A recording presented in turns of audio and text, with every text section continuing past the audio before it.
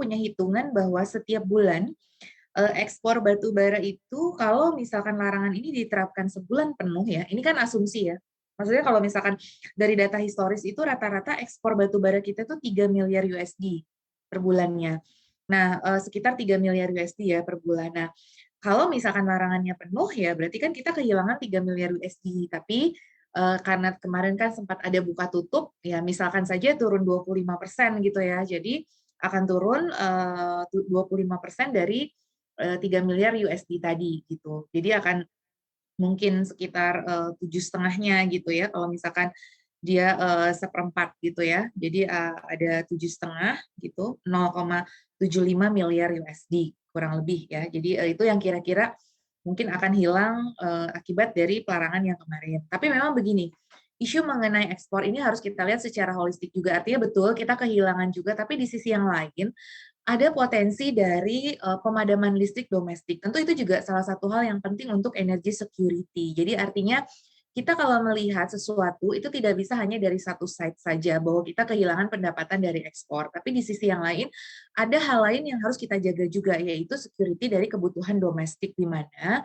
masyarakat domestik ini juga harus diperhatikan. Karena kalau misalkan kita bayangkan, kalau misalkan PLN seperti di Inggris gitu ya, bergiliran jamnya. Nah, itu juga akan mempengaruhi kinerja industri, kinerja dunia usaha, begitu loh. Jadi, isu security energi ini memang menjadi penting. Jadi, selain kita melihat tadi kehilangan pendapatan dari ekspor, tapi kita juga harus melihat security domestik ini juga nanti bisa mengganggu aktivitas perekonomian dan juga merugikan secara material begitu ya. Jadi oke, kita kehilangan 0,75 miliar, tapi domestik itu aman dari sisi supply listriknya gitu misalkan. Itu kan juga sesuatu yang harus kita nilai berapa dari supply listrik yang tetap bisa terjaga tanpa harus bergiliran, misalkan kayak gitu. Karena setiap bergiliran itu tentu ada biaya yang harus ditanggung oleh para pengusaha juga ataupun konsumen seperti itu. Jadi kita harus lihatnya secara lebih holistik. Jadi kita kehilangan begini devisa gitu ya, tetapi di satu sisi kita menjaga security of supply. Jadi memang memang perlu suatu kebijakan yang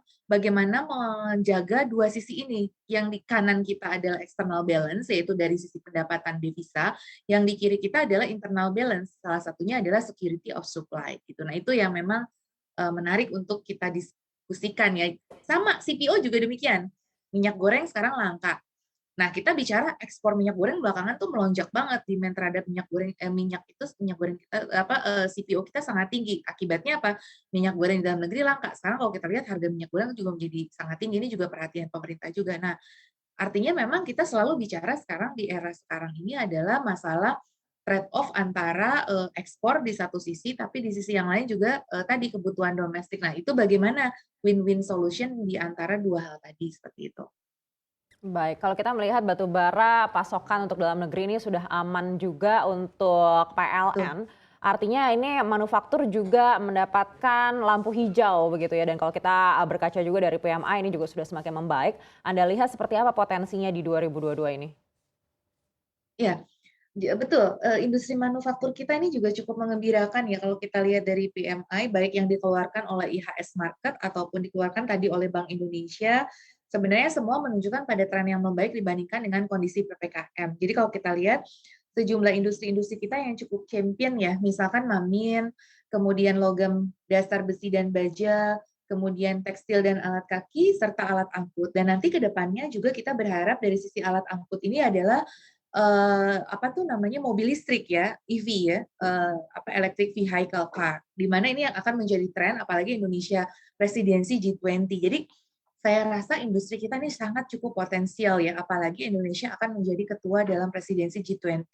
Di dalam temanya itu salah satunya recover apa yang temanya memang recover together, recover stronger. Nah, salah satu sektor yang bisa melakukan recovery itu adalah industri yang memang harus kita bangkitkan. Memang arahan Pak Presiden juga kan hilirisasi industri itu menjadi penting. Jadi saya melihat bahwa dengan ya memang ada varian Omicron tadi sebagai downside risks yang tetap harus kita perhitungkan. Kemudian supply chain disruption dari kenaikan harga-harga input itu memang menjadi challenge ya. Jadi sebetulnya tapi dari sisi demand masyarakat yang sudah mulai pulih, nah seharusnya industri kita bisa bangkit dan memang adanya transformasi ekonomi kita di mana sektor industri ini kita semakin berkembang. Apalagi investasi di sektor industri kan juga memang meningkat dan memang pemerintah terus mentargetkan hilirisasi industri tersebut.